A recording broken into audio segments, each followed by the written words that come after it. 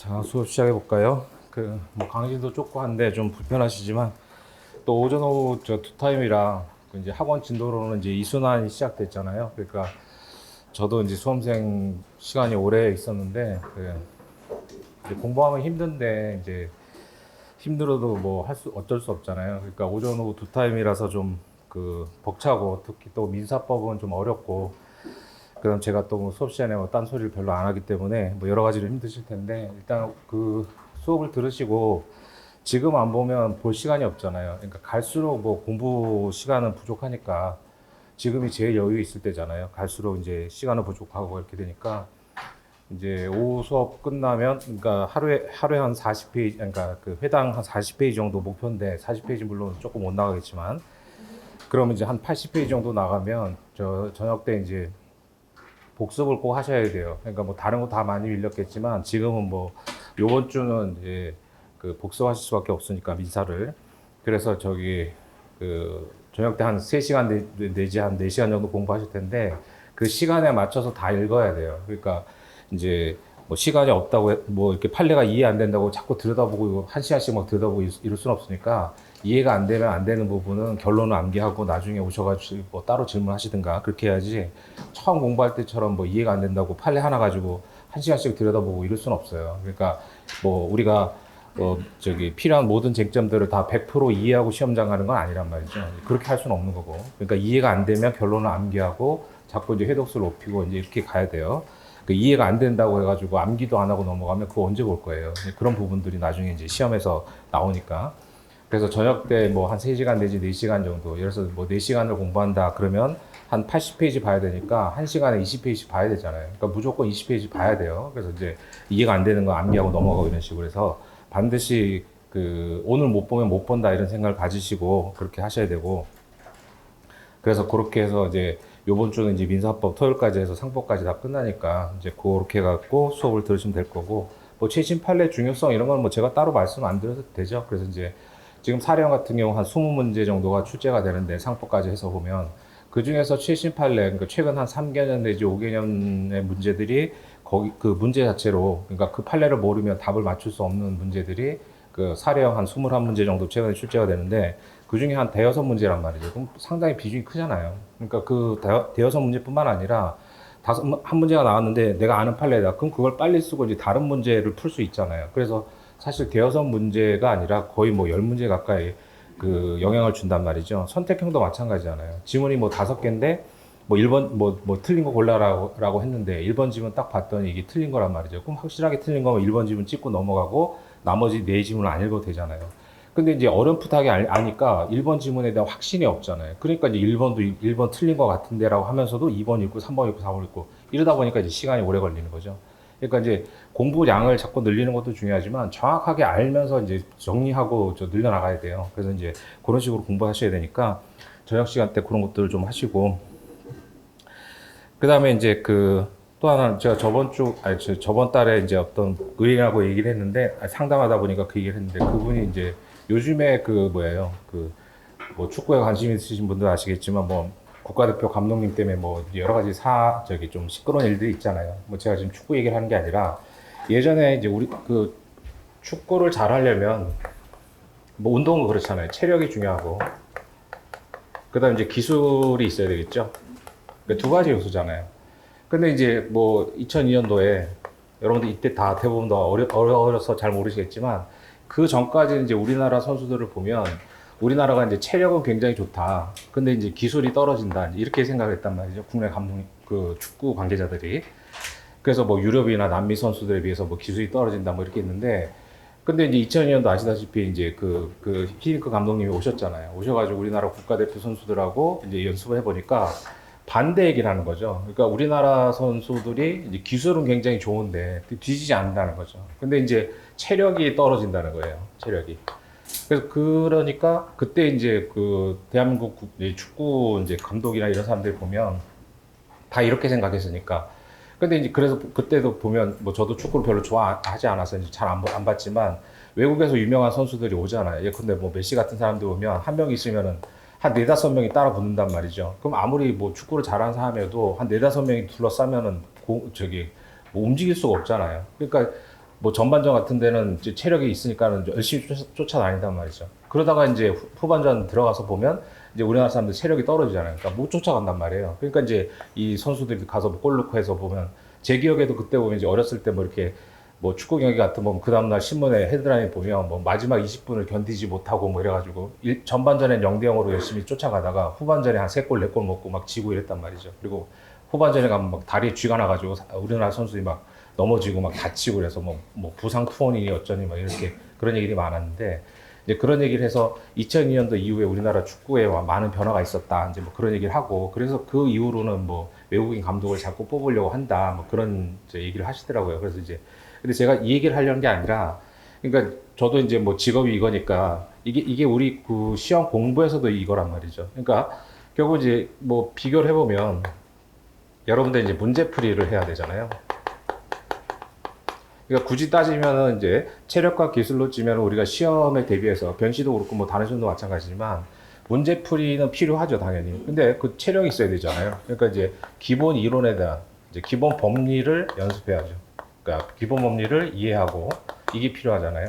근데 대부분 여기 앉아 계신 분들 다 그렇지만 뭐 기본 강의라든가 뭐 암기장 강의 같은 거는 한 번씩은 누구 강의라도 다 들었잖아요. 그러니까 암기장 강의 같은 거 뭐 짧든 뭐든 한 번씩 들었을 거란 말이죠.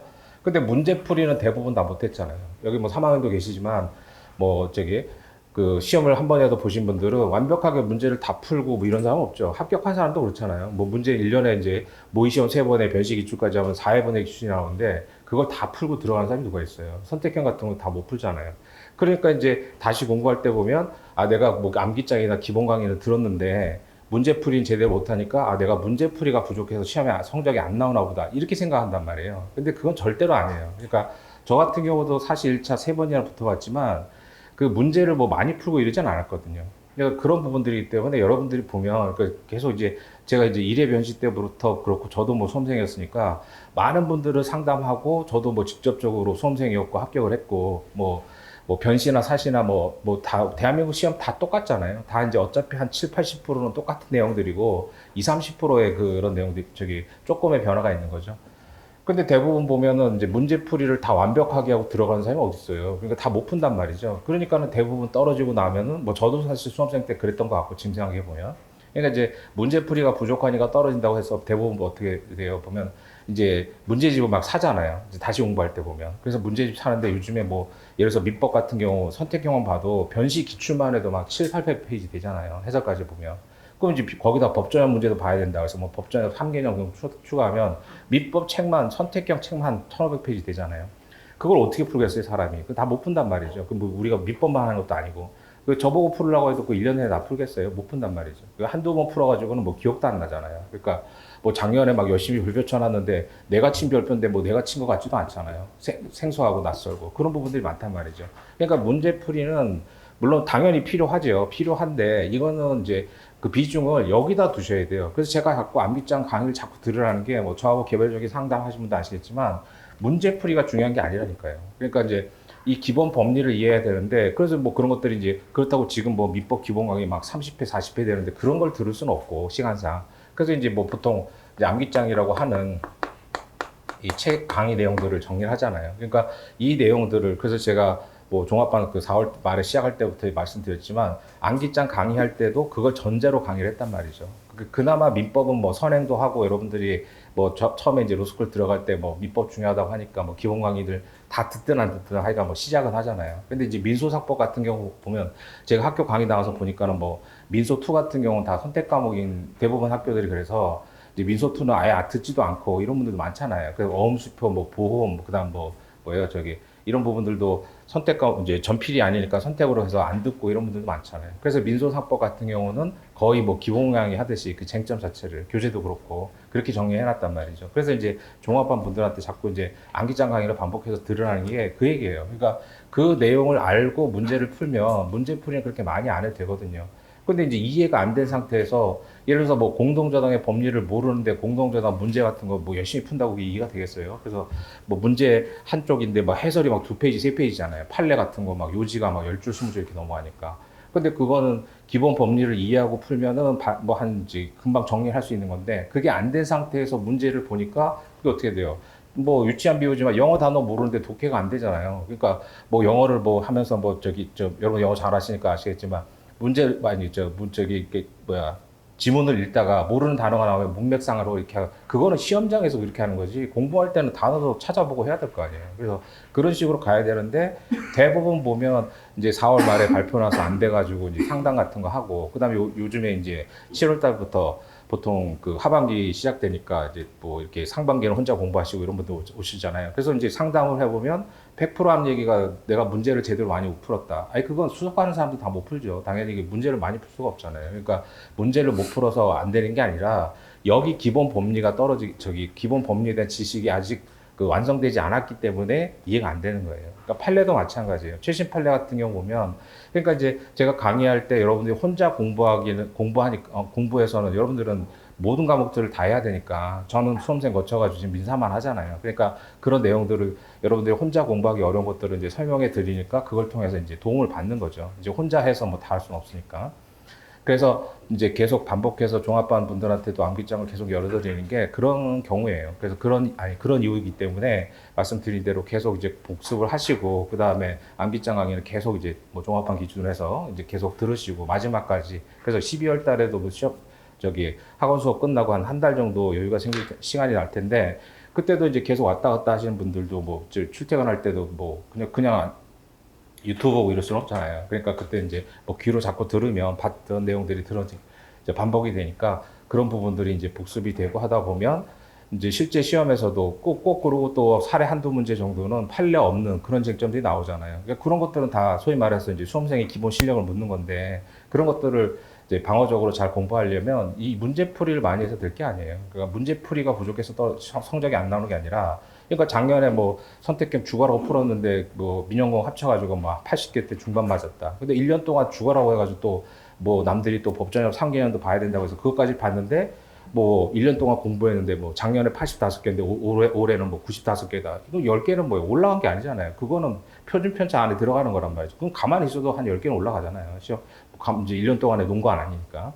그러니까 한 방에 이제 80개 때는 한 방에 뭐 110개 이렇게 올려야 되고, 그 다음 70점이 아니라 700점대, 총점 기준으로 700점대가 900점대 올리려면 무슨 방법이 필요해요. 그러니까 작년에 하는 방식대로 그대로 가면 성적이 안 올라요. 그러니까 올라봤자 이제 매년 저도 통계를 갖고 있잖아요. 그러니까 매년 보면 700대는 그냥 뭐 남들 하는 것처럼 조금 공부했다. 그럼 딱 850이에요. 그러니까 800대 초반 받으신 분들은 재수 좋으면 이제 900 넘어가는 거고, 아니면 800대 초반인데 1년 죽어라고 했는데 850, 60, 커트라인 890 넘어가잖아요. 그러니까 그런 경우들이 있기 때문에 뭐 이제 개별적으로 저하고 상담도 좀 하시고 공부 방법에 큰 변화를 줘야 돼요. 그러니까 작년하고 똑같이 하면 성적이 이제 합격할 수 있는 성적이 안 나와요. 그러니까 예를 들어서 뭐 작년에 뭐 아깝게 뭐 890점인데 커트라인 뭐 총점 뭐 몇 점으로 떨어졌다. 이런 뭐 극단적인 경우 아니면 공부 방법에 변화를 줘야 돼요. 그래서 그렇다고 해서 뭐 이제 하던 걸 싹 갈아엎고 새로 하라는 게 아니라 여러분들이 하는 방법에다가 뭘 플러스 알파가 있어야 돼요. 그래서 그런 과목들이 있어야 되니까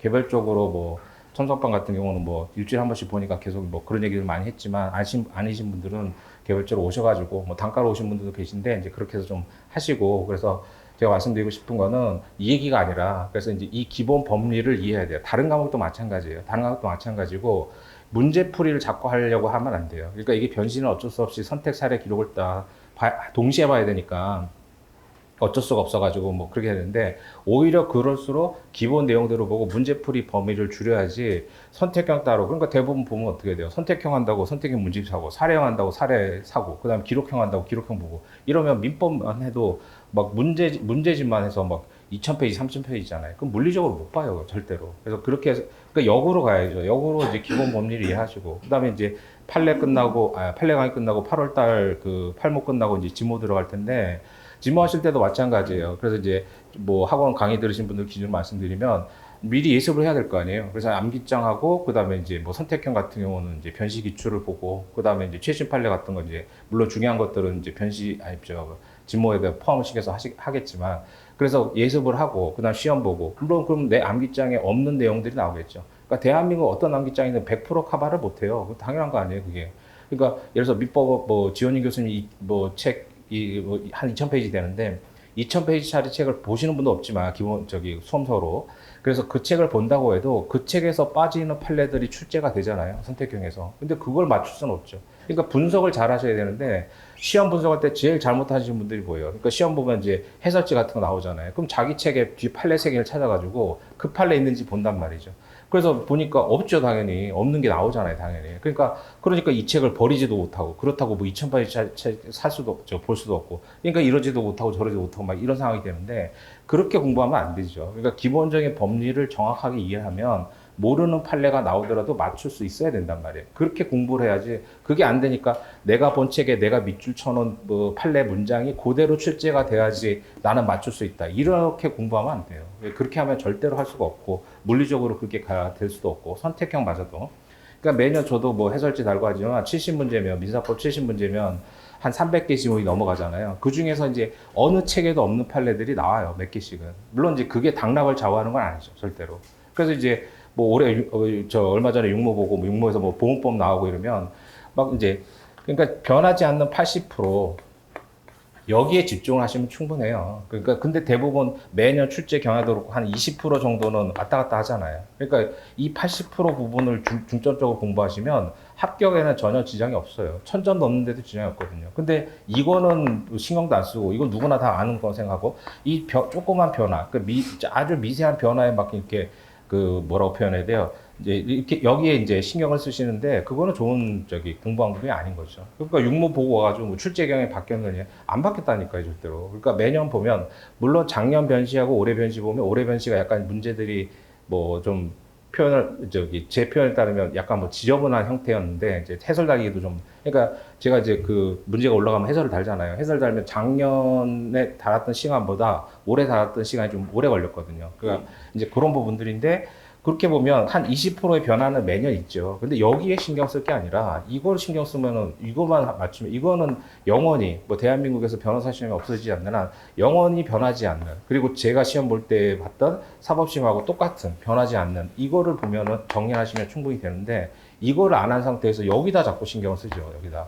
그리고 우리가 모여서 얘기하면 뭐 출제 경향이 변화가 됐다는 등 뭐 어쩌고 하면서 여기다 신경 쓰는데 이거는 전혀 당락을 좌우하는 게 아니거든요. 이거는 예를 들어서 내년 시험에 보험법이 뭐 사례 문제로 나올지 안 나올지 모르잖아요. 아무도. 근데 나왔다. 그런 건 당락을 좌우하지 않는다니까요. 그러니까 물론 보험법이 실무상 중요하지만 누가 보험법까지 준비하고 들어가겠어요. 시험 붙고 나면 그렇게 얘기하겠죠. 시험 붙고 나면 나는 모든 걸 다 한 것처럼 이렇게 얘기하겠지만 수험생 입장에서 들어갈 때 누가 보험법을 정리하고 들어가냐고요. 그러니까 그런 경우, 그런 거는 당락을 자안하고, 뭐, 회사법 기관에서 뭐 자기거래 나왔다. 이런 게 중요한 거잖아요. 그러니까 이 부분에 신경을 자꾸 쓰셔야 돼요.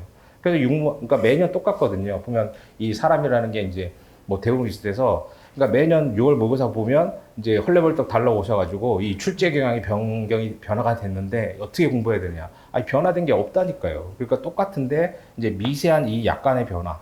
선택형 같은데 뭐 오늘도 나오겠지만 뭐 그 뭐예요 집합건물법 이런 거 선택형이 나오니까 나는 그거 한 번도 안 봤는데 선택형이 나오는데 어떻게 하냐. 70개 중에 50개만 맞으면 되잖아요. 미사 같은 경우에. 그래서 형사공법 한 30개씩 맞고 그러면 이제 몇 개예요? 110개 되잖아요. 이 정도면 충분하단 말이죠. 그러니까 민사 70개 중에 50개만 맞아도 되는데 그러면 뭐 버릴 건 버려야죠. 그래서 그런 부분들이니까 모든 걸 다 맞추려고 할 수는 없잖아요. 그래서 모든 걸 다 맞추려고 하는 공부 방법 때문에 힘들어지는 거예요. 그러니까 버릴 건 버려야죠. 70개 중에 50개 맞는 건 어려운 게 아니란 말이죠. 근데 50개 맞는, 실제 변시로 가서 50개 맞는 분들 많이 못 봤어요, 제가. 그러니까 110개 넘어가도 대부분 민사는 한 40개 때 후반 맞고, 이런 게 뭐 한 35개씩 맞아가지고 합격하시고, 뭐 이렇게 되는 거지. 민사법 사실 50개 맞는 게 쉽지는 않죠. 그래서 그런 부분들이어서 문제를 많이 푼다고 되는 게 절대로 아니에요. 그러니까 제가 아까 말씀드렸다시피, 제가 사실 1차에 3번 붙었는데, 저는 이제 그때는 뭐 이제 1차 따로 2차 따로 볼 때니까 두 권 책들을 다 보는 경향이잖아요. 그러니까 그 두 권 책 보고 뭐 민법 책만 2000페이지짜리인데 거기다가 객관식 문제집 2000페이지짜리 또 어떻게 봐요. 그러니까 이제 그때도 뭐 10개년 기출 이래가지고 그런 책들이 있었거든요. 그러니까 그건 보고 아 이렇게 출제되는구나 하고 이제 계속 기본서만 돌렸던 거죠. 이제 그렇게 공부를 하셔야 되는데 그러니까 요즘은 이제 뭐 사법시험 출신들이 이제 없어졌으니까 그런데 옛날에 보면은 이제 로스쿨 초기 때는 그런 분들이 많았죠. 이제 사시아도 안 돼가지고 이제 로스쿨로 넘어가신 분들이 많은데, 그래서 제 주변에도 보면 1차는 귀신같이 붙는 사람들 보면 다 공부를 어떻게 했느냐. 그러니까 기본서 다 던져버리고 이제 요즘 말하는 핵지총 있잖아요. OX로 된 거. 그런 거 문제지만 열심히 돌린다고요. 일단 사실 1차 때는 헌민형의 선택 과목이 있었으니까. 그렇게 되면 그런 분들이 또 보면 민법 같은 경우는 OX만 열심히 돌려도 성적을 올리기가 어렵잖아요. 그래서 보면 이제 헌민형 뭐 100점씩 하면 민법은 한 70점 맞고 형법하고 헌법 같은 경우는 결론을 묻잖아요. 제가 그런 과목을 뭐 비하하는 게 아니라 뭐 헌재에서 이게 위헌인지 합헌인지만 알면 대충 맞출 수 있잖아요. 그러니까 그런 사람들이 보면 민법, 헌법 막 90점씩 맞아가지고 1차를 붙는다고요. 옛날 사실 때. 근데 그럼 이제 주관식 가면 100% 떨어지죠. 그러니까 이 실력 가지고 주관식 문제 풀 수 있냐고요. 안 된단 말이에요. 그러니까 계속 이제 기본 내용들을 정리를 해야 돼요. 근데 이제 변시 같은 경우는 선사기를 한꺼번에 보니까 어쩔 수가 없잖아요. 그러니까 이제 뭐 암기장이라는 형태로 갈 수밖에 없는데 제가 말씀드린 대로 문제풀이도 문제 당연히 필요하죠. 근데 이게 정리가 안 된 상태에서는 문제풀이 해봤자 의미가 없어요. 시간만 잡고 간단 말이죠. 판례도 마찬가지예요. 그래서 판례도 최근 판례 중에 보면 기존의 판례 법리가 다시 반복되는 거 있어요. 앞에도 뭐 오늘 말씀드리겠지만 그런 내용들을 통해 가지고 자꾸 기본 법리들을 체화시켜서 내게 돼야 돼요. 그렇지 않으면 이제 문제를 많이 푼다고 될 거 아니까. 그러니까 갈수록 문제는 버리고 기본서로 가야 되는데 뭐 암기장이든 뭐든. 근데 갈수록 뭐 이걸 버리고 이제 문제풀이 가려고 하잖아요. 그래서 막판에 10월 달쯤 되면 꼭 똑같은 질문을 하시거든요. 매년 좀 사람이 희한한 게 매년 보면 질문이 똑같아요. 그래서 매년 10월 달쯤 되면 오셔가지고 내가 문제를 제대로 못 풀었다. 이제 그래가지고 뭐 최근 변시 5개년하고 법전협 3개년만 보라던데 그것만 보면 되느냐. 근데 그걸 누가 결정해줘요? 그래서 뭐 출제자들이 거기서만 출제하는 것도 아니고 하니까. 근데 그건 이제 그런 상담을 하는 것 자체는 이해가 되죠. 그래서 그게 지금까지 정리가 안 됐으니까 뭐 안 할 수는 없고 그러니까 변시 5개년, 법전협 3개년. 아니 그게 무슨 물론 대한민국 사람들이 뭐 홀수를 좋아한다고 하긴 하는데 5개년, 3개년 그걸 누가 정하냐는 거예요. 그러니까 그런 의미가 없잖아요. 그래서 이제 그 기본 법리를 자꾸 이해하고 그래서 제가 머리말에 써놨지만 그래서 이제 과감하게 버려야 되는데 막판에 갈수록 버리려면 뭘 버려야 돼요? 이걸 버려야죠, 문제를 버려야 돼요. 그래서 문제를 버리고 기본 내용들로 정리를 하셔야죠. 그래서 제가 머리말에 써놓은 그분도 그래가지고 오셔가지고 뭐 이제 그 4년, 5년 동안에 뭐 산전수전 다 겪었을 거 아니에요. 그러니까 대한민국에서 변호사 시험을 위해 가지고 할 수 있는 것들은 다 해봤더라고요. 다 해보고. 그러니까 뭐 법적으로 허용되는 범위 안에서는 다 해봤던데 그래서 갈수록 이걸 버리고 기본 내용을 정리해라. 그래서 이제 시험에 이제 마지막에 다행히 붙은 거고 물론 그동안 공부했던 게 뭐 있었겠죠. 그래서 전혀 없는 베이스에서 하실 수는 없었을 거고 그러니까 뭐 종합반 기준으로 이제 암기장을 자꾸 열어드리는 게 그 얘기예요. 그래서 자꾸 반복해서 이제 암기장 내용들로 정리하시고 어차피 이제 진모 때 미리 예습하셔야 되니까 그렇게 좀 가시고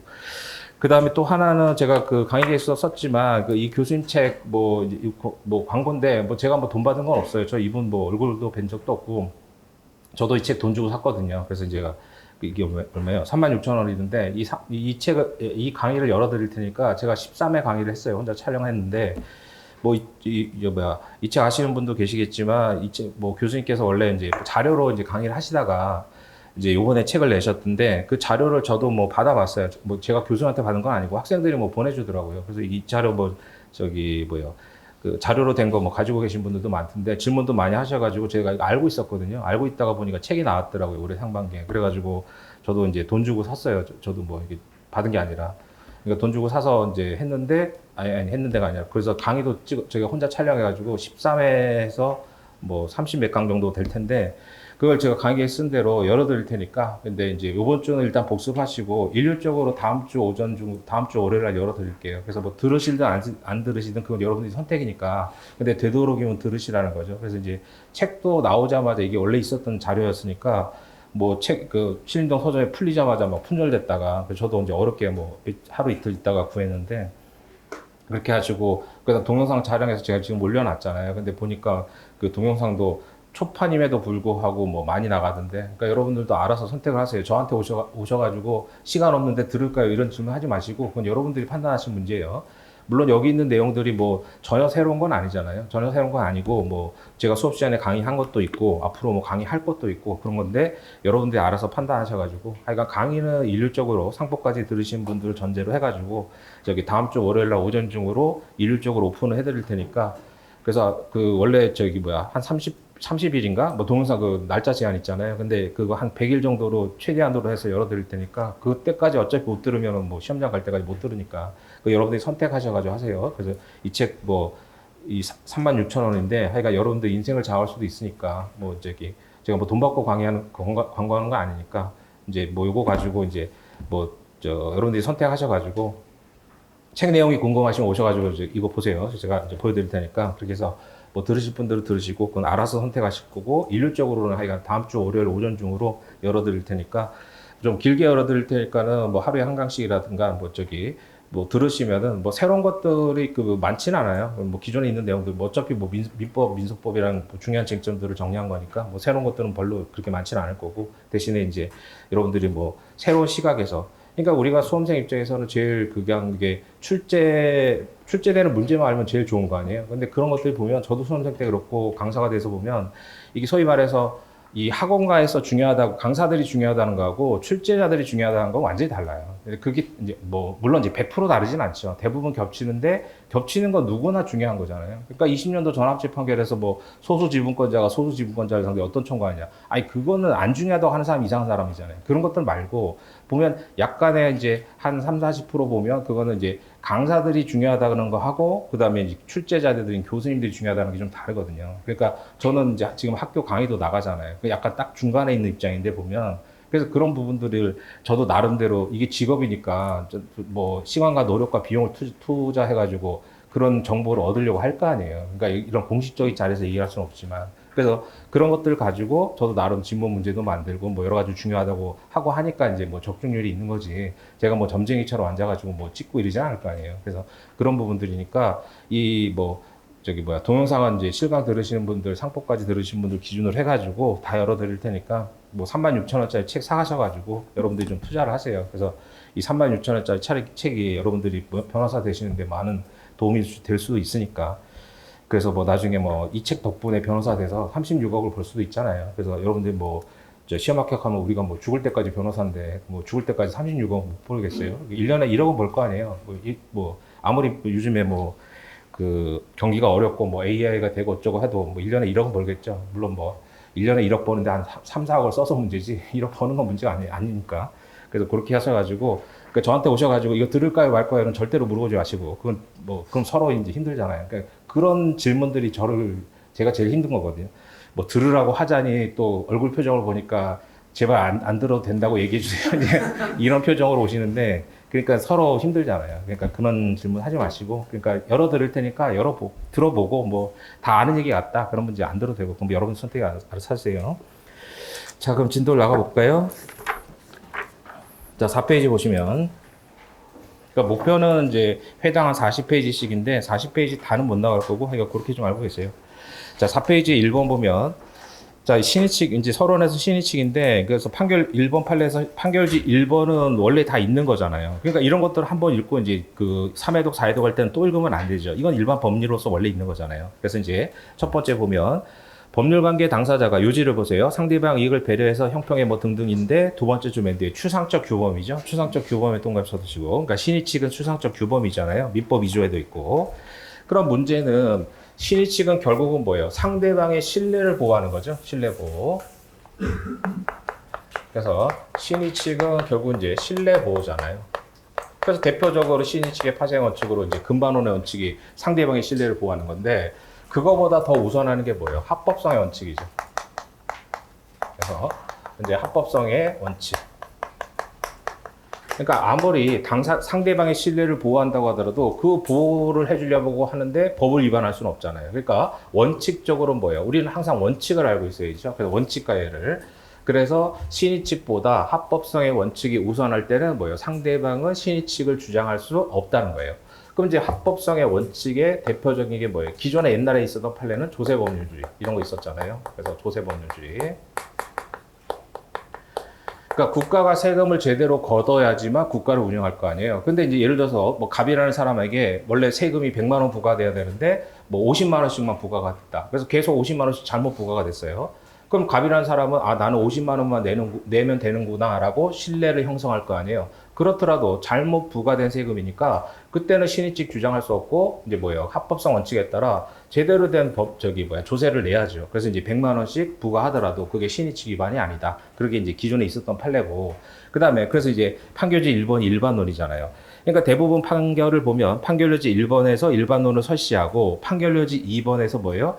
그 문제된 사실관계에다가 판결지 1번에 법리를 적용해가지고 결론을 내잖아요. 그래서 이제 판결지 1번의 밑줄 친 부분에 사적 자치를 넘어서 공공질서위에서 공익적 요구, 공익적 요구 통합해 보세요. 공익적 요구를 선행시켜야 될 사안, 이게 이제 전제 쟁점이에요. 이럴 때 그럼 합법성 원칙을 우선할 거냐, 아니면 신의칙을 우선할 거냐? 그 사안마다 따져야 되는데 원칙은 뭐예요? 합법성 원칙을 우선해야 된다는 거죠. 그래서 이제 공익적 요구가 필요한 사안에서 원칙적으로 합법성의 원칙 동갑 서시고, 그래서 합법성이 신의칙보다 우월하다는 거예요. 그래서 이렇게 뭐 부등호 해놓으면 되겠죠. 제가 해놓은 것처럼 합법성 원칙이 신의칙보다 우월해요. 따라서 예외적으로 신의칙은 언제 준할 수 있느냐? 합법성을 희생하더라도 신뢰보호 필요성이 클 때, 그때 신의칙이 우선한다. 그러니까 원칙은 뭐예요? 원칙은 합법성의 원칙이 우선한다 이거죠.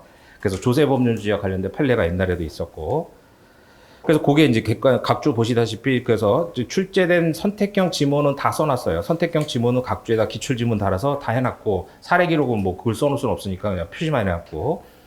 그래서 이제 판결여지 2번이 사실관계인데, 여기서는 원고가 채무 부존재항의 소송을 제기한 거예요. 그러면 이제 그 집합권 이것도 이제 상가였는데, 그러니까 상가 관리단을 상대로 채무 부존재 소송을 제기한 거예요. 예를 들어서 A라는 상가가 있단 말이죠. 그래서 A라는 상가의 101호가 이제 세금을 못 내가지고 공매가 된 거예요. 공매. 우리가 이제 채무자가 돈 못 갚으면 민사집행법상 경매하죠. 세금 못 내면 어떻게 돼요? 국세징수법상 국세청에서 공매 처분하잖아요. 공매. 그래서 이제 이 소송의 원고인 갑이 이제 낙찰을 받은 거예요. 그러니까 경매 절차에 낙찰 받은 사람을 매수인이라고 하죠. 그런데 이게 이제 경매하다가 가끔씩 손해 보는 사람들이 이런 경우인데, 상가니까 이제 관리비가 있을 거 아니에요. 뭐 아파트도 당연히 관리비 있죠. 그럼 이제 관리비가 두 가지로 나눠지는데, 전유 부분의 관리비. 그러니까 우리도 뭐 아파트 관리비 내잖아요. 그 다음에 공용 부분 관리비가 있죠. 공용 부분. 그러니까 상가니까는 뭐 이제 계단 청소도 해야 되고, 뭐 아파트도 마찬가지잖아요. 그 다음에 엘리베이터도 고장나면 고쳐야 되고, 뭐 여러 가지 관리비, 공용 부분의 관리비가 있죠. 그러면 이 공용 부분의 관리비는 경매 절차 매수인이 승계하도록 돼 있어요. 승계. 그러니까 집합건물법 18조에 그렇게 돼 있단 말이죠. 승계하도록 돼 있어요. 그래서 갑이 낙찰을 받고 가서 이제 들어가려고 했더니 관리단에서 연체된 공용부분 관리비, 즉 101호가 경매됐으니까 돈이 없으니까 경매됐을 거 아니에요. 그러니까 관리비 당연히 연체됐겠죠. 그게 한 1,700만 원 정도 됐단 말이죠. 그러니까 1,700만 원 안 내면 못 들어간다. 그래서 이제 현관 비밀번호 안 알려준 거예요. 그래서 갑이 관리단을 상대로 해가지고 채무 부존재항의 소송을 제기한 거예요. 그래서 왜냐하면 이제 그 전에 연체됐을 때 그럼 A 상가 101호에 원래 주인이 있었을 거 아니에요. 원래 주인. 그럼 관리단이 걔네들한테 받을 수 있는데 왜 안 받아놓고 나한테 달라고 하느냐. 그러니까 판례가 줘야 된다라고 본 거예요. 합법성 원칙이 우선한다. 왜냐하면 공용 부분 관리비를 받아야지 그걸 가지고 상가를 운영을 할 거 아니에요. 청소도 하고 뭐 이렇게 해야 되니까. 그래서 이런 것들은 공익성이 더 크기 때문에 이런 식으로 다 안 낸다고 해버리면 이제 그 관리비를 청소하고 이럴 수가 없잖아요. 관리를. 그래서 합법성 원칙이 우선해서 공익성이 강하기 때문에 신의칙에 따라서 이제 그 갑의 청구를 인용해 줄 수는 없다. 그래서 갑이 채무 부존재하기 소송을 제기했는데 패소한 거예요. 그래서 이제 판결지 2번은 사실관계로 알아두면 되죠. 자, 그래서 판결지 2번 보세요. 집합 건물의 그러니까 이제 상가를 말하는 거죠. 그래서 집합 건물의 공용 부분은 계단, 복도, 엘리베이터 뭐 이런 거잖아요. 전체 공유자 이익에 공유하는 것이기 때문에 공동 유지 관리해야 되잖아요. 따라서 경비에 대한 공유자 간의 채권은 보장할 필요가 있기 때문에 특별 승계인에게 승계 의사 유무와 관계없이 청구할 수 있도록 집합건물법에 있다는 거죠. 따라서 밑줄 친 부분에 아파트의 특별 승계인은 채나 관리비 중에서 공용 부분 동감선언이고 공용 부분에 대해서는 승계해야 돼요.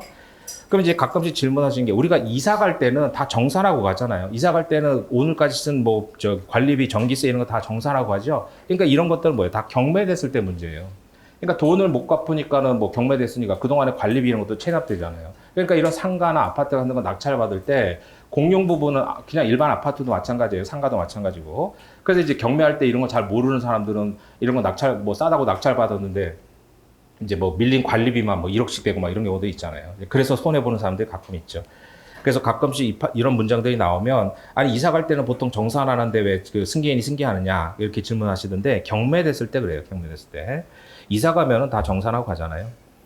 그래서 타당하다. 따라서 집합 건물의 전체 공유자 이익에 공유하기 위한 법의 취지를 고려하며 이건 공공성이 크잖아요. 따라서 공용 부분 관리비는 사적 자치 영역으로 해결할 게 아니라 그래서 공익적 요구를 선행시켜야 된다. 그래서 뭐예요? 신의칙을 주장했는데 그래서 왜냐면은 이제 갑의 주장은 아니 관리단이 기존 주인 그래서 을이 이제 기존 주인이었겠죠. 아니 기존 주인한테 지급 명령까지 받았어요. 그 판례 보면 그러니까 관리단이 얘가 이 사람이 자꾸 연체를 하니까 지급 명령까지 받았는데 재산이 없잖아요. 그러니까 재산이 없으니까 집행해봤자 뭐 재산이 없으니까는 집행 안 하고 있다가 이게 공매로 나가서 갑이 낙찰을 받으니까 갑한테 달라고 했단 말이죠. 그러니까 갑이 아니 을한테 받으면 되지 을한테 안 받아놓고 왜 나한테 달라고 하느냐라고 했는데 판례가 네가 줘야 된다라고 본 거죠 결론은. 그래서 갑이 관리단을 상대로 채무부존재 확인소송을 제기했는데 패소한 거예요. 그거 패소한 사안이에요. 그래서 그 판결지 2번은 그냥 객관식 지문으로 알아두시면 되고 판결지 1번도 뭐 이런 건 객관식이죠. 그냥 객관식으로 결론을. 그래서 이제 신의 측은 이제 합법성을 희생할 정도가 돼야 되는데 지금 보신 대로 예전에 있었던 판례는 조세법률주의고 그다음 지금 판례는 뭐예요? 아파트 이제 공용 부분. 그래서 공용 부분의 관리비 이렇게 생각하면 되죠. 이런 거는 합법성이 우선한다. 이렇게 그래서 신의 측 주장할 수 없다. 이렇게 보시면 되겠고. 그건 선택형으로 대비하시고 그다음 그 밑에 6월달 판결은 이것도 기존에 있었던 소위 말하는 뭐예요? 행위기초론의 문제죠. 그러니까 이거는 뭐 주관식으로 사례형이나 기록형으로 중요한데 자 행위기초론 그래서 생략된 말은 뭐예요? 법률행위기초론이죠. 그러니까 법률행위의 기초가 됐던 어떤 사정이 있었는데 그 이후에 뭐예요? 그러니까 여기서 이제 법률행위 주로 뭐 계약이겠죠. 그래서 계약 체결 시에 어떠한 사정이 있었는데 그 후에 변경이 됐단 말이에요. 변경. 그러면 이제 계약 체결 시 있었던 사정이 바뀌면 그것 때문에 손해보는 사람이 생길 거 아니에요. 그럼 그 손해보는 사람은 뭐예요? 이 계약에 성립된 계약의 효과를 소멸시키고 싶을 거 아니에요. 소멸. 불이익이 생겼으니까. 그러면 이제 성립된 계약을 소멸시키는 게 뭐예요? 무효 취소 해제잖아요. 그래서 무효 취소 해제. 그래서 강의에 또 말씀드렸다시피 결국은 민사법의 이제 사례형, 기록형을 잘 모아가지고 압축하면 결국은 뭐예요? 이 계약에서 무효 사유, 취소 사유, 해제 사유 중에 뭐가 있느냐 이거 찾는 문제란 말이죠. 한마디로 정리하면. 그러니까 이제 그 생각해 보세요. 사례형, 기록형에 보면 특히 기록형에서 원고하고 피고가 대립되잖아요. 그러면 뭐예요? 한 사람은 계약의 유지를 원하는 거고 한 사람은 계약의 소멸을 원하는 거잖아요. 그러니까 이제 이 문제가 생기는 거 아니에요. 그래서 그 전 단계로서 계약 성립 자체를 다투기도 하고 그러니까 법률행위 해석에서 뭐 계약이 성립됐는지 그런 걸 다투고 그럼 성립됐다고 하면 한 사람은 소멸을 주장하고 한 사람은 유지에 따라 이행 청구를 하고 그러니까 분쟁이 생기는 거란 말이죠. 그러니까 항상 이제 의뢰인이 기록형에서도 보면 뭘 주고 나서 돌려받고 싶다. 그럼 뭐예요? 무효 취소 해제 중에 뭐가 있는지 찾아야죠. 그래서 이걸 찾는 게 이제 사례 문제의 핵심인 거고 주관식에서. 그럼 그거와 관련해서 법률행위의 기초가 그 후에 변경이 됐단 말이죠. 그러면 변경이 됐을 때 두 가지잖아요. 그래서 객관적 행위 기초론. 그래서 객관적 행위 기초론이 있고 그 다음에 이제 주관적 행위 기초론이 있죠. 그래서 객관적 행위 기초론이 뭐예요? 그 법률행위의 기초가 됐던 객관적 사정이 바뀌었다는 거죠. 그 후에 객관적 사정이. 그러면 그때는 뭐가 돼요? 이제 사정 변경의 원칙. 그래서 우리가 지금 신의칙의 파생 원칙으로 보고 있는 사정 변경의 원칙이 나오죠. 그럼 사정 변경 원칙에 따라서 뭐예요? 일시적 계약 관계는 해제권이고 그 다음에 계속적 계약 관계는 해지권이죠. 그러니까 이제 사정 변경 원칙의 일반 조항은 없잖아요. 다만 이제 개별적으로 뭐 임대차에서 차임 증감 청구권 이런 것들이 다 사정 변경의 파생 원칙으로서 있고 일반 조항은 없죠. 근데 신의칙의 파생 원칙으로 판례가 인정하는 거고. 그 다음에 주관적 행위 기초론이 뭐예요? 쌍방에 공통하는 동기착오죠. 그래서 쌍방에 공통하는 이제 동기착오. 둘 다 중요하죠. 사례로. 그래서 쌍방에 공통하는 동기착오는 뭐로 가요? 착오니까 백구조로 가죠. 백구조에 따른 취소권. 그러니까 불이익을 입은 당사자는 뭐예요? 사정 변경일 때는 계약 해지로 가는 거고 착오일 때는 백구조 취소로 가서 중요 부분 중과실 이걸 검토하는 거잖아요. 그 얘기고. 그래서 이제 객관적 행위 기초로는 뭐예요? 객관적 사정 변경이죠. 주관적 행위 기초로는 주관적 사정 변경이고. 그래서 그 뭐 안기장 강의를 기준으로 하면은 뭐 처음에 나와서 얘기했잖아요. 그거 가지고 하는 거고. 그것까지 다 할 시간 없으니까 일단 그런 것들만 이제 말씀드리니까 복습하실 때 그런 거 찾아서 다시 한번 보시고. 그 4페이지 맨 밑에 보세요. 그 네 번째 줄 맨 뒤에 판례는 계약을 체결할 때, 즉 계약 체결 당시에 예견할 수 없었던 사정이 발생함으로 야기된 불균형을 해소하고자 신의 측의 파생 원칙으로 사정 변경을 인정하고 있죠. 그 사정 변경의 일반 조항은 없잖아요. 즉 밑줄 친 부분에 계약 성립의 기초가 됐던 사정이 현저히 변경이 되고 성립 당시 예견할 수 없었고요. 그러니까 예견할 수 있었으면 그거는 뭐 취소권, 해제권 행사할 수 없겠죠. 그로 인해서 지금 그대로 유지하는 것이 오른쪽에 뭐 등등 할 수 없을 때는 사정 변경 이유로 해제할 수 있다. 그 세 번째 줄에 오른쪽에 사정이란 세 번째 줄 계약 성립의 기초가 됐던 객관적 사정이죠. 따라서 기초로 삼지 않은 사정이나 불이익을 떠안겠다는 사정은 당연히 포함 안 되죠. 그 다음에 그 아래 밑줄 친 부분에 그 객관식 지문으로 좀 봐야 될 거잖아요. 합리적 사람의 입장에서 볼 때 사정 변경을 예견했다면 계약을 체결하지 않았을 텐데 계약 체결한 걸 보니까 뭐예요? 예견 못했다는 거잖아요. 그래서 그런 사정 변경이 있다는 것을 알았으면 계약 체결 안 했을 텐데 계약을 체결한 걸 보면 얘네들은 예견을 못했구나 이렇게 판단할 수 있죠. 그 다음에 똑같은 내용으로 체결은 안 했을 거고, 즉 다른 내용으로 체결할 것이라고 기대될 때는 뭐예요? 예견 못했다는 거잖아요. 그러니까 예견했다면 계약을 아예 안 하거나 또는 이런 조건은 안 했을 텐데 이렇게 한 걸 보면은 예견 못했다는 거죠. 따라서 특별한 사정이 없는 한 그때 뭐예요? 예견 가능성이 없다 이렇게 본 거죠, 판례가. 그래서 그 두 줄은 밑줄 쳐놓고 선택형 대비로도 보시고, 그래서 예견했다면 안 했을 텐데 한 걸 보니까, 그 다음 예견했으면 돈을 더 받았을 텐데 이것만 받은 걸 보니까는 아 얘네들은 예견 못했구나. 그럼 뭐 해제 직권 행사할 수 있겠구나 이렇게 가는 거죠. 따라서 경제 상황의 변동 등으로 손해가 생기더라도 사정 변경을 예견할 수 있었다면은 해제할 수 없죠. 예견 가능성이 있었으면. 그러니까 요건 중에 예견 가능성이 없어야 된다는 거예요. 특히 이제 계속적 계약 관계는 시간이 오래 걸리니까 이제 사정 변경이 발생할 확률이 일시적 계약 관계보다 높죠. 따라서 마지막 두 줄에 해제하려면 불이익이 발생했다. 이것만 가지고는 안 되고 위에서 본 요건. 그게 뭐예요? 뭐 예견 가능성이 없었다. 이런 것들이 필요하다 이거죠. 그리고 이제 기존 판례들은 뭐예요? 계약의 기초가 됐던 객관적 사정이기 때문에 객관적 사정이 변경이 있더라도 계약의 기초가 아니었을 때는 이제 해제권 행사 못 한다. 그런 판례들이 예전에 있었잖아요. 그런 것들은 뭐 암기장 기존의 내용들이 있었고. 그 다음에 저 뒤로 가서 24페이지를 볼까요? 이제 주관적 행위 기초로는 쌍방 공동착오인데, 그래서 의사표시에 갖다 써놨어요. 이것도 원래 있었던 판례잖아요. 자, 24페이지 맨 밑에 판례 보시면 판결 유지 볼까요? 쌍방이 계약의 전제 기초되는 상황이 돼서 같은 내용으로 착오, 그거잖아요. 쌍방의 공통하는 뭐예요? 전제 기초니까 동기의 착오죠. 구체적 약정을 하지 않았다면 그 뭐예요? 우리 판례는 보충적 해석하잖아요. 그래서 주관적 행위 기초일 때는 이제 쌍방의 동기의 착오는 일단 보충적 해석을 하죠. 그래서 보충적 해석을 해가지고 보충이 되면 이제 그 취소 못 하는 거고, 이제 보충이 안 되면 그때는 이제 109조 취소로 간다. 그 얘기잖아요. 그래서 보충적 해석한다는 게 통설 판례 입장이죠. 그래서 밑줄 친 부분에 착오가 없었을 때 약정할 것으로 보이는 의사를 보충 해석할 수 있다. 그래서 이것도 뭐 기존에 있었던 판례가 다시 한번 나온 거잖아요. 그래서 보충되는 당사자 의사는 실제 주관적 의사가 아니죠. 특히 주관적 의사가 아니라 밑줄 쳐놓으시고, 이게 주관적 행위 기초론이니까 주관적 의사다. 객관식에서 그렇게 묻잖아요. 그러니까 객관식도 그런 법리들을 이해를 해야 포인트를 잘 잡을 수 있다고요. 그래서 사정 변경 원칙은 객관적 사정 변경이죠. 그 다음에 그 쌍방의 공통한 동기착오는 주관적 사정 변경인데, 그렇다고 주관적 의사냐? 아니잖아요. 보충적 해석은 어떻게 해요? 법관이 제3자적 시각에서 아 얘네들이 이걸 알았으면은 이렇게 할 텐데라고 해석하는 거잖아요. 그래서 주관적 의사가 아니에요. 그러니까 이제 포인트가 거기니까 객관식 지문에 보면 주관적 의사다 이렇게 묻잖아요. 객관식에서.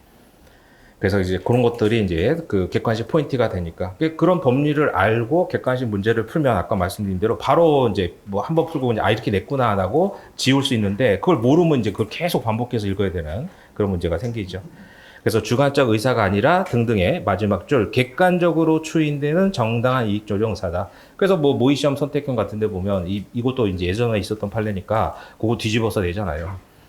그래서 뭐 객관적 의사가 아니라 주관적으로 정당한 이익 조정 의사다 뭐 이런 식으로 뒤집어서 내는 게, 그게 포인트가 거기 있단 말이죠. 그래서 이제 출제자들도 뭐 무지막지하게 내는 거 아니니까 그런 포인트들을 좀 아시고, 그래서 이것도 뭐 기존에 있었던 판례죠. 다시 앞으로 오셔가지고 자 5페이지로 그럼 이제 그 행위 기초로는 다 정리를 한 거예요. 그럼 이제 복습하실 때 이제 그 암기장 같은데 행위 기초론 있잖아요. 그거 다시 한번 정리하면 사례 기록으로 중요하니까. 그래서 그렇게 정리하시고, 특히 쌍방 공동착오는 아주 중요한 예상 문제인데 한 번도 안 나왔잖아요. 그러니까 뭐 선택형이든 사례 기록이든 어차피 한 최소한 아무리 적게 잡아도 70%는 처음 나오는 쟁점들이 나오잖아요. 그런 걸 생각하셔야 돼요. 그러니까 자꾸 변시 기출만 보겠다는데 그거는 1, 2학년 때 하는 얘기지. 근데 당장 내년에 시험 보시는 분들은 갈수록 뭐예요? 기출을 버려야죠. 그러니까 이상하게 자꾸 갈수록 이제 아까 얘기한 대로 자꾸 이제 정리가 안 되니까 기출 문제를 자꾸 보시려고 하는데 갈수록 버릴 거면 다 보면 좋지만 버릴 거면 기출을 버려야 돼요. 그러니까 선택형 같은 경우가 그나마 제일 많이 이제 기존에 선택형에 나왔던 지문들이 그대로 나올 비율이 제일 높은 게 선택형이잖아요. 근데 그래봤자 한 300 몇 개 지문 중에 뭐 한 5, 60개도 안 돼요. 그 기존에 나왔던 게. 그래서 제가 그 선택형 책도 그 OX로 이렇게 풀어놓은 이유가 그런 것들 보시라는 거죠. 그렇게 되면 올해 같은 거 기준으로 보더라도 70문제면 5지문이 안 되잖아요. 그럼 이제 7호 35 뭐 맥시멈 해봤자 한 300개에서 350개 정도 지문인데 지문 숫자로 보면. 근데 그동안에 1회부터 12회 변시까지 뭐 변모까지 포함해서 나왔던 지문 판례가 그대로 다시 나오는 게 350개 중에 300개 정도에서 100개도 안 된다고. 100개가 뭐예요? 한 5, 60개밖에 안 돼요. 그거만 봐가지고 학교 갈 수 있냐고요. 뭐 안 되잖아요. 그러니까 갈수록 기출 문제 버리고 이래 가야 되는데 역으로 가가지고 이제 자꾸 이제 안 되니까는 막 기출 문제 그것 다 못 보니까 뭐 5개에서 3개 이렇게 가는데 그건 바람직하지 않죠. 사례도 마찬가지예요. 사례 21문제 중에 기존에 사례에 나왔던 쟁점이 판례가 그러니까 뭐 작년에 대입권 나왔다고 올해 대입권 안 나오고 이거 아니잖아요. 그렇게 따질 게 아니라 그 특정 쟁점이 사례에 나왔는데 다시 나오는 문제는 2, 3문제밖에 안 돼요. 한 20문제 중에서. 근데 그걸 막판에 갈수록 버려야지. 그걸 끌어안고 있으면 안 되잖아요. 그러니까 뭐 기출문제 보는 건 1, 2학년 때 공부할 때 보는 거고 이제 내년 당장 시험 보실 분들은 갈수록 이제 그런 것들을 버리고 이제 기본 이론 뭐 암기장이든 뭐든 그걸 자꾸 봐야죠. 그리고 안 나온 걸 봐야지. 안 나온 것도 나올 확률이 더 많은데 나온 걸 자꾸 보면 뭐 하겠어요. 그래서 그런 식으로 정리를 하셔야 돼요. 그러니까 이제 뭐 쌍방의 공통한 동기차고는 한 번도 안 나왔으니까 변시 기준으로. 그래서 그런 것들은 이제 일단 중요한 예상 문제로 봐야죠. 자, 그 다음에 5페이지 밑에 판례를 보시면 이건 이제 그 형법 185조의 일반교통 방해죄 문제로서 뭐 형법 객관식이 나올 수 있을 텐데 그러니까 이런 것들은 뭐 법리적으로 어려운 건 아니죠. 그래서 판교지 1번에 보면 그러니까 일반 공중 통행을 막았다. 그렇게 되면은 이제 교통방해가 되는 거 아니에요? 그래서 이제 밑줄 친 부분에 제3자가 특정인에 대해서만 통행을 방해함으로써 특정인의 통행 자유를 침해했다면 불법행위가 되죠, 당연히. 그래서 침해받은 자는 일단 손해배상은 사후적 구제 방법이니까 당장 지나다녀야 되잖아요. 방해 배제나 장래 생길 방해 예방을 위해서 통행 방해의 금지 청구 이게 가능하다는 거죠. 그다음 판결지 2번은 뭐 형법 지식으로 여러분 잘 아시니까 이제 일반교통 방해죄 얘기고 넘어가셔가지고 뭐 육로의 개념 이건 뭐 형법에서 배우셨을 거고 그래서 세 번째 줄 뒤에 부지의 소유자라고 하더라도 막으면 안 되잖아요. 따라서 밑줄 친 부분에 공중통행에 제공된 도로 공로에 해당할 때는 이제 뭐 보호보기로서 보장된다 이런 얘기고. 그래서 판결지 3번에 가셔가지고 개설 경위를 불문하고 거기 동감 써두시고 그러니까 이런 것들은 신경을 안 쓰면 각주처럼 나오면은 이게 이제 시험장 가서 헷갈리잖아요. 그래서 개설 경위를 불문하고 일반 공중 통행에 공용되는 도로 그렇게 되면은 당연히 소유권은 제한을 받죠. 따라서 소유자가 관리하는 지방자치단체를 상대로 철거 등등은 뭐예요? 원칙적으로 권리 남용이 된다 이런 얘기고. 그래서 포인트들이 이제 개설 경위 불문. 그래서 각주 5번 보시다시피 그게 첫 문장으로 나오잖아요. 그리고 그다음 그 밑에 11월 달 판결의 권리 남용 이런 거 그냥 한번 읽고 지우면 되잖아요. 이런 것들은 뭐 선택형 대비로 나오지도 않지만 뭐 나와봤자 이런 거 뭐 틀리지 않으니까. 그래서 이제 밑줄 친 부분에 권리 남용은 뭐 개별적으로 따져봐야 되니까 권리 행사자에게 아무런 이익이 없는데 괴롭히기 위해서 행사하거나 뭐 이익과 손해를 비교해가지고 허용될 수 없을 정도의 손해를 상대방이 이기게 하거나 그 다음에 권리 행사로 신인칙에 반한 결과 이럴 때는 뭐 권리 남용이 된다. 뭐 일반론으로 뭐 당연한 얘기잖아요. 그러니까 이런 것도 한번 읽고 지우시면 되고 그 다음에 7페이지 가셔서 여기는 이제 각주 7번에 있는 사실관계도 좀 보셔야 되는데 자 본문에 올라가서 보세요. 신의식상 효력에 영향을 미치거나 위험을 가져올 수 있는 사정 등을 미리 고지할 의무가 있다는 거죠. 그래서 고지할 의무 동감 써놓으시고 그래서 고지 의무는 계약 체결할 땐 당연하고 뭐예요? 계약 체결 이후 이행하는 과정 동감 써두시고 그래서 그 이행하는 과정이 뭐냐? 그게 이 판례 사실관계잖아요. 그래서 각주 7번 내려가 보시면 정수기 렌탈한 거죠. 그래서 이거 뭐 저기 뉴스에도 나오고 그랬잖아요. 정수기에서 뭐 중금속 유출돼가지고 그러니까 이제 정수기 보통 뭐 한 달에 한 번씩 와서 관리해주고 하잖아요. 그러니까 이제 계약을 이행하는 과정에서도 고지 의무가 있다 이렇게 본 거잖아요. 그뭐 선택형 대비로 보시면 되니까. 그래서 그 각조 7번의 마지막 세 줄의 밑줄 친 부분에 의뢰사가 정수기에서 방리되고 검출된 사실을 당연히 뭐예요? 갑등에게 고지할 의무가 있다. 근데 안 한 거잖아요. 감췄겠죠, 당연히. 고지하지 않음으로써 갑등이 선택권 행사 기회를 상실했기 때문에 그래서 뭐예요? 정식적 미자료 청구한 거잖아요. 선택권 침해로 인한 갑등의 정식적 손해를 인정했다 이거죠. 그래서 그게 이행하는 과정에서의 고지 의무가 뭐냐? 그러니까 이제 얼음 정수기에서 뭐가 다 유출이 됐다 이런 것들 알려줄 의무가 있다. 선택형 대비를 보시면 되겠고. 그 다음에 본문의 마지막 이것도 기존에 있었던 거잖아요. 그러니까 권리 남용과 관련해서는 우리 판례가 뭐예요? 다 있죠. 그러니까 주관적 요건, 객관적 요건 다 갖춰야 된다. 그 다음에 주관적 요건은 뭐예요? 바로 뒷페이지 나오는데 이런 객관적 사정으로 뭐 추인할 수 있다. 뭐 여러 가지 판례들이 있죠. 그래서 그 맨 밑에 있는 판례는 일반론으로 밑줄 친 부분에요. 주관적으로는 오직 상대방에게 고통을 주고 손해를 입히는 데 있을 뿐 아무런 이익이 없고 객관적으로는 사회질서 위반이죠. 따라서 이런 두 가지 주관적 요건, 객관적 요건이 해당되지 않는 한 권리자의 이익보다 상대방의 손해가 크다고 하더라도 그것만 가지고 무조건 권리남용은 아니다. 그래서 주관적 요건이 없으면은 권리남용 아니다. 이렇게 본 거죠. 그래서 바로 넘겨가지고 자, 그 밑줄 친 부분이에요. 그러니까 주관적 요건은 내심의 의사니까 판단하기 어렵잖아요. 그러니까 우리 판례가 뭐로 본 거예요? 권리 행사가 고통 손해를 주기 위한 것이라는 주관적 요건은 객관적 사정을 모아서 추인할 수 있다. 추인의 동강 써두시고. 그러니까 주관적 객관적 요건 다 필요하다. 아니다. 이제 이런 사안들에서는 주관적 요건은 객관적 요건으로서 추인할 수 있다. 그 다음에 뭐예요? 상계권, 상표권에서는 판례가 주관적 요건은 아예 필요 없다. 이렇게 보면 판례도 있었잖아요. 그렇게 뭐 선택형은 대비하면 되죠. 그러니까 상계권하고 상표권 이 두 가지는 이런 객관적 사정만 가지고 권리남용이지 주관적 요건 필요 없다는 그런 판례 있었잖아요. 그리고 그다음 판결지 2번에서는 마지막 두 줄 그 경우 앞에까지는 앞에서 봤어요. 아까 그 일반교통방해죄에서 똑같은 문장이니까 이제 판결지 2번에서는 마지막 두 줄만 체크하면 돼요. 그 경우 특별한 사정이 없는 한 이 땅 주인은 뭐예요? 도로 지하 부분에 매설된 시설에 대한 철거 청구도 권리남용이다. 그러니까 그 위에 얘기는 아까 일반교통방해에서 보신 지문이니까 그 경우 두 줄만 밑줄 쳐두면 돼요. 그 다음에 그 아래 판례도 뭐 일반 법리인데 뭐 밑줄 친 부분에 상대방에게 신의를 공유하거나 객관적으로 신의 가짐이 정당하다. 그러니까 뭐예요? 신뢰 보호, 신의 측은 상대방의 신뢰 보호잖아요. 따라서 그런 정당한 상태임에도 신의에 반하는 주장을 하거나 뭐 등등해서 신의 측 위배를 이유로 부정할 수 있다. 이렇게 된 거죠.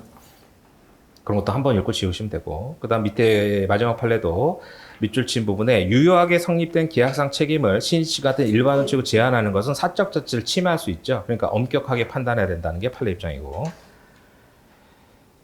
그 다음에 이제 권리주체 자연인으로 가셔서 그 오른쪽에 판결지 1번 이것도 기존에 있었던 판례잖아요. 의사 능력의 개념이죠. 그래서 정상적인 인식력, 얘기력, 합리적, 정신적. 그러니까 이런 것들도 키워드로 외워야 되잖아요. 그러니까 이제 의사 능력, 의사 무능력자 중요하잖아요. 미성년자, 의사 무능력자, 태아 이런 애들은 중요한데 지금 안 나오고 있으니까 그럼 의사 능력의 개념을 써야죠. 그러니까 이제 주관식에서는 일단 개념부터 쓰고 시작해야 되니까 이건 뭐 어쩔 수 없이 외워야 돼요. 그래서 이제 의사 능력은 인식력, 얘기력, 합리적, 정신적 이렇게 그런 키워드 위주로 자꾸 외우시고 문장을 뭐 통으로 외우기는 어려우니까. 그러니까 이제 의사 능력 나오면 의사 능력도 나올 거 아니에요. 그러면 인식력, 얘기력 이런 단어가 꼭 들어가야 돼요. 그러니까 교수님들이 문장을 꼼꼼하게 안 읽기 때문에 이제 대각선으로 이렇게 쭉 읽는단 말이죠. 그렇기 때문에 그 단어들이 들어가야 돼요.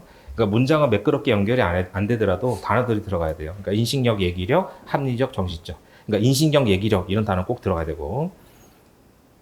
그 다음에 의사 능력은 뭐예요? 개별적으로 판단하죠. 그러니까 천재여도 만취 상태에서 도장 찍으면 의사 무능력자잖아요. 그러니까 미성년자 같은 제한 능력자는 획일적으로 판단하죠. 그러니까 아무리 천재여도 19세가 안 되면 미성년자인 거고. 그 다음에 의사 무능력은 개별적으로 평상시에 멀쩡한 사람인데 이 계약서 도장 찍을 때 만취 상태다. 그럼 의사 무능력이잖아요.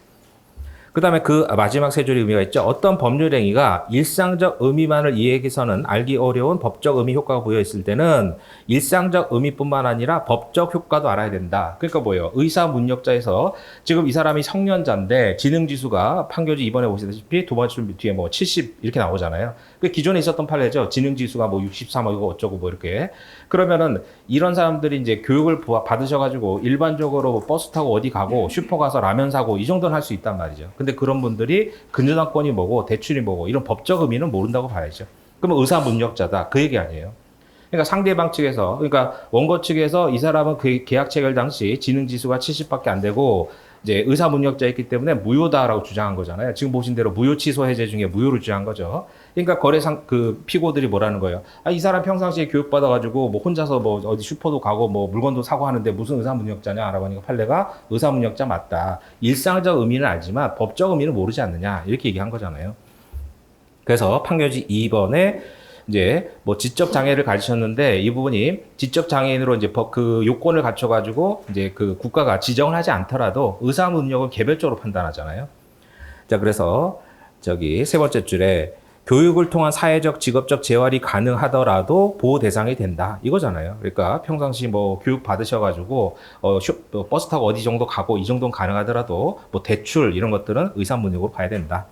그래서 밑줄 친 부분에 지적 장애를 가진 사람이 법에 따라 등록을 하지 않았거나 등록 기준을 충족하지 못했더라도 그럼 반드시 의사 능력자냐? 그건 아니잖아요. 개별적으로 판단하는 거니까. 그러니까 제한 능력자야 획일적으로 판단하죠. 그러니까 이제 피성년 후견 지정 안 받으면 제한 능력자는 아니잖아요. 그러나 의사 능력은 구체적 개별적으로 판단하니까 이제 장애인 복지법에 따라 등록된 거 가지고 판단하는 게 아니죠. 그래서 이제 그 마지막 두 줄에 합리적 의사결정이라고 보기 어려운 사정이 존재한다. 그럼 의사무능력자가 맞다는 거잖아요. 그래서 각주 8번이 그 사실관계죠. 그 지적장애 3급의 장애인인 갑이 의뢰사 체결한 굴삭기 구입자금 대출 약정에 대출 약정을 했단 말이죠. 그럼 이분이 굴삭기 굴삭기 사과를 뭘 하겠어요? 그러니까 이게 대법원이 보니까 주변에서 이제 이 사람을 내세운 거잖아요. 그래서 의사무능력으로서 무효라고 볼 여지가 있으니 다시 판단해 봐라라고 해서 파기해서 돌려보낸 거예요. 그러니까 의뢰사가 계속 보시면 각주에 갑을 상대로 원리금 소송 이런 거 제기하잖아요. 그러니까 여기는 이제 의뢰사가 원고가 돼서 보통 은행이나 이런 회사들이 대출금 반환 청구를 하잖아요. 그럼 이제 피고 측인 이 지적 의사 무능력자 측에서 무효로 주장하는 거죠. 무효. 그래서 갑이 대출 약정 당시 의사 능력이 없었으므로 무효라고 이제 항변한 거잖아요. 그래서 원심은 무효가 아니라고 봤는데 대법원이 의사 무능력자 있을 수 있으니까 다시 판단해 보시오라고 돌려보낸 거예요. 그래서 그렇게 개별적으로 판단한다. 이제 장애인 등록하고는 상관이 없죠. 의사 능력은 개별적 판단이니까. 그다음 10페이지 가셔가지고 요건 이제 형사법 선택형으로도 이제 그 고소권자가 누구냐 이건데 거기 관련해서 이제 부재자 재산 관리인이 거의 뭐 민사에서는 별 문제 안 되잖아요. 그러니까 요즘은 뭐 교통통신 수단이 발달이 돼서 부재와 실종은 거의 출제가 안 되죠. 근데 이제 실종과 관련해서는 출제된 것들이 이제 소송 절차 중단, 민소법 관련해서 뭐 재소전 사망이냐, 소송 중 사망이냐, 뭐 그런 판례가 한번 출제가 됐었고. 그래서 요거는 뭐 형소법 선택형이나 이제 그렇게 대비를 하시면 될 것 같은데, 일단 판결 요지를 보면요. 법원이 선임한 부재자 재산 관리는 누구예요? 법정 대리죠. 그러니까 부재자가 자기가 재산 관리인 선임해놓고 나가면 임의 대리인인데, 법원이 선임한 법정 대리잖아요. 그래서 법원이 선임한 재산관리인이 관리 대상의 부재자 재산의 범죄 행위에 대해서 누가 뭐 횡령하고 이러잖아요. 그래서 법원으로부터 고소권 허가를 받았을 때는 적법한 고소권자다. 그 뭐 형소법 격가식으로 나올 수 있고. 그래서 이제 각주 9번에 이 본문에 실으면 양이 너무 많아질 것 같아서 각주로 간 거예요. 그래서 각주 9번에 앞에 뭐 형소법 얘기는 뭐 여러분들 형소법 보실 때 보실 테니까 보시면 되고, 우리가 볼 거는 민사에서는 두 번째 밑줄 친 부분이요. 각주 9번에. 부재자 재산관리 제도의 취지는 부재자 재산관리인으로 하여금 잔류재산을 본인의 이익과 더불어 건물 같은 거 관리 안 하면 사회경제적 손실이 생기잖아요. 그리고 잔존 배우자와 상속인이, 그래서 부재자가 만약에 이제 연락이 안 되면 실종 선고하잖아요. 그럼 사망 간주되니까 잔존 배우자는 재혼해야 될 거고 상속인들은 그 상속받아서 뭐 처분하든가 이래야 될 거 아니에요. 그래서 이익을 위해서 관리하게 하고, 만약에 살아서 돌아오면 이제 부재자 본인, 그 다음에 뭐 실종 선고나 사망이 되면 상속인에게 인계하도록 하는 데 있다. 그게 제도적 취지라는 거죠. 그래서 그런 것들은 이제 민법상의 선택형 지문으로 나올 수 있으니까 그런 거 보시고. 그 다음 본문의 마지막, 이제 의사능력의 개념 아까 보셨고, 밑줄 친 부분에 의사 무능력을 이유로 법률행위 무효를 주장하는 측에서 증명책임 부담한다. 그러니까 우리가 이제 민총 처음 공부할 때 법률행위의 성립 요건이 뭐예요? 당사자 목적 의사 표시죠. 그래서 법률행위의 성립 요건. 그러니까 법률행위는 당사자 있어야 되고, 그 다음에 목적이 있어야죠. 목적. 그 다음에 의사 표시가 있어야 되고. 그래서 당사자 목적 의사 표시가 있어야지만 법률행위가 성립하고. 그러니까 법률행위 성립을 주장하는 사람은 당사자 목적 의사 표시를 입증하죠. 그러면 성립이 되면 이제 효력이 발생하잖아요. 효력. 그 당사자는 뭐예요? 당사자는 의사 능력이 있어야 되고. 순서대로 권리 능력 있어야 되고, 그 다음에 의사 능력 있어야 되고, 행위 능력 있어야죠. 그다음 목적은 뭐예요? 확가적사잖아요. 확정 가능 적법 사회적 타당성. 그래서 확정 가능 적법 사회적 타당성. 의사 표시는 뭐예요? 의사와 표시가 있어야 되고 의사 표시가 일치해야 되고 의사 형성 과정에 뭐예요? 하자가 없어야지. 이게 효력 요건이잖아요. 그러니까 효력 요건에서 효력 요건을 갖추면 뭐예요? 유효라는 거죠. 유효. 못 갖추면요. 무효잖아요. 무효. 그러니까 무효하고 불성립은 다른 거죠. 그래서 무효도 뭐예요? 성립을 전제로 하잖아요. 성립을. 그러니까 판례들 보면 이건 무효가 아니라 불성립이다라고 하는 판례들이 가끔씩 나오잖아요. 그러니까 최소한 성립 요건을 갖춰야지만 유효 아닌 무효죠. 그러니까 무효도 뭐예요? 성립을 전제로 하는 거죠.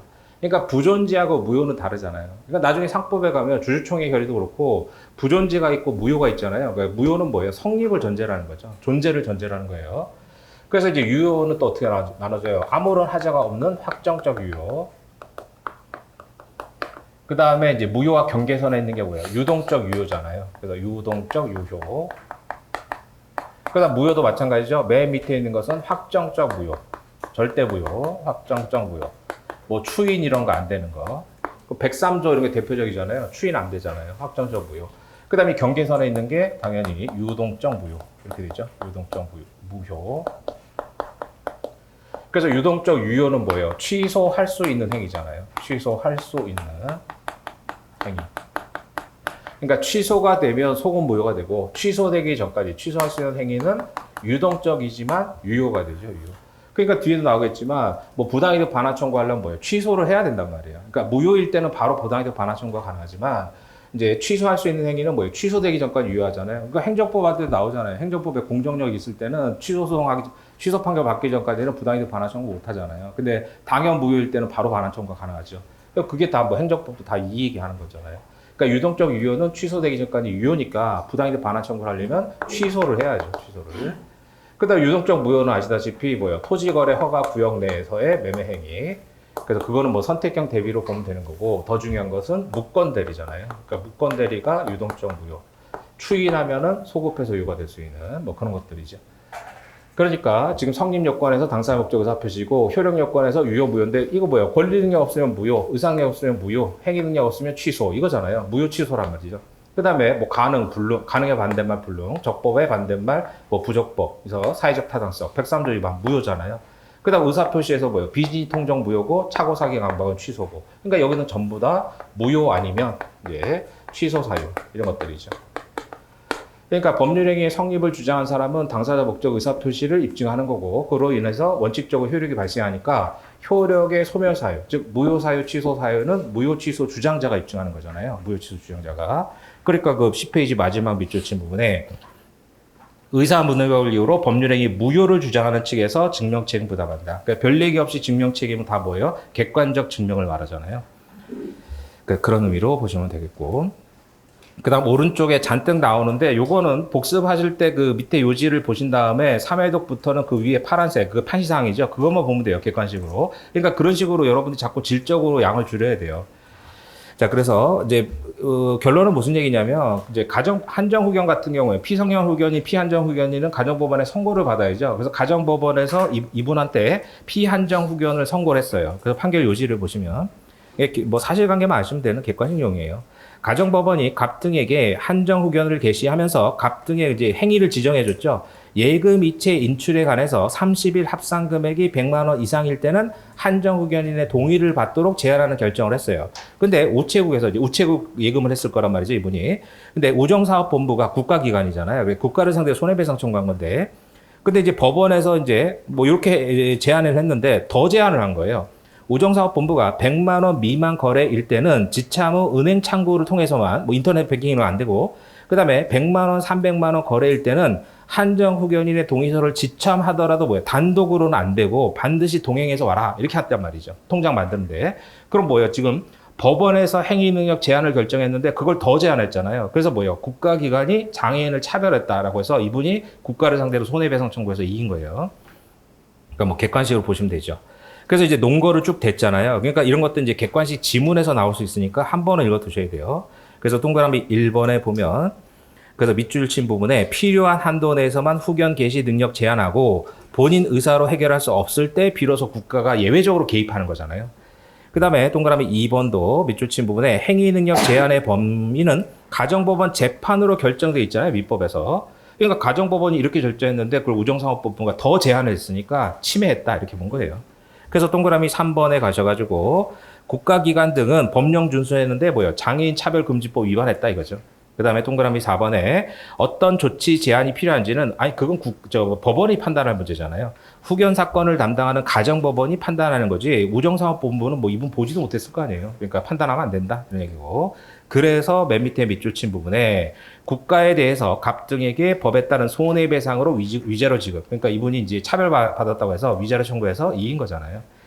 그러니까 객관식 용의죠. 그러니까 복습하실 때 다시 한 번만 쭉 읽어보시고 3회독부터는 그 위에 파란색 글씨 판시사항이니까 그것만 보시면 돼요. 이렇게 보시고 자 지금 35분이니까 자 15분만 딱 쉬었다가 하죠.